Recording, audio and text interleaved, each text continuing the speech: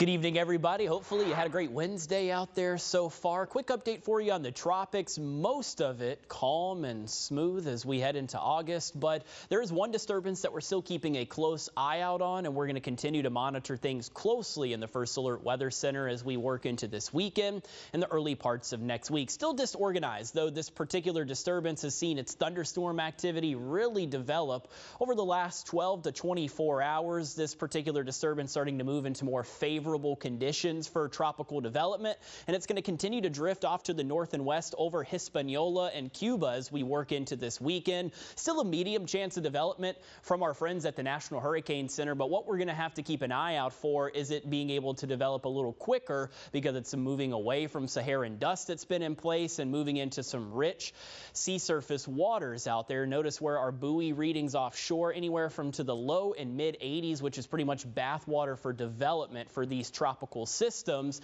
and depending upon how quickly it's able to try and develop will be more so depending upon of the path that we see this particular system takes. If it's a longer development, it'll likely go farther to the west. If it develops quicker and stronger, we'll see more of a rightward turn. Thanks to this area of high pressure, clockwise flow around it's going to help steer this particular disturbance from Hispaniola into parts of the Atlantic, and also there's a frontal boundary that's going to help us out and likely to help keep things at bay. Something that we're watching closely, of course, a lot to keep an eye out on as we head into this weekend. Closer to home, showers and thunderstorms have drifted offshore. Notice where the activity now just moving throughout parts of the low country. We'll keep a 20% around for the next couple of hours. Almost all of us, though, dry. If you're out the door early in the morning, mild and muggy. Temperatures in the mid 70s as we get our Wednesday started. And as we make it into the second half of the day, once again, we're going to have to keep an eye out for the opportunity. A dangerous heat to make a return to the Midlands. Feels like temperatures for both tomorrow and Friday are likely to top out around 110 degrees. That's why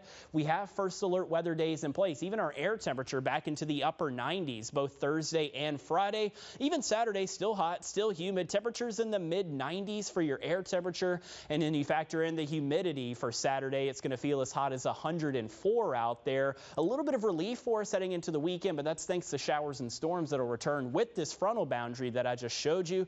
Both afternoons and evenings for your Saturday and Sunday could be a little wet at times, with daytime highs cooling off into the low and mid 90s since we have more cloud cover around, as well as these opportunities for showers and thunderstorms. So in the meantime, we'll watch the tropics closely. Of course, here closer to home tomorrow and Friday, first alert weather days because of how hot and humid it's going to get. Feels like temperatures around 110. We head into this weekend. We get some showers and thunderstorms. A few of those will linger into next week. Monday could have a couple of rumbles of thunder out there. Tuesday mostly dry with a high temperature in the mid 90s. And then looking ahead to next week, more showers, more thunderstorms around. And look at that, the back half of our 10-day forecast, a little cooler as well with daytime highs that could start to sneak into the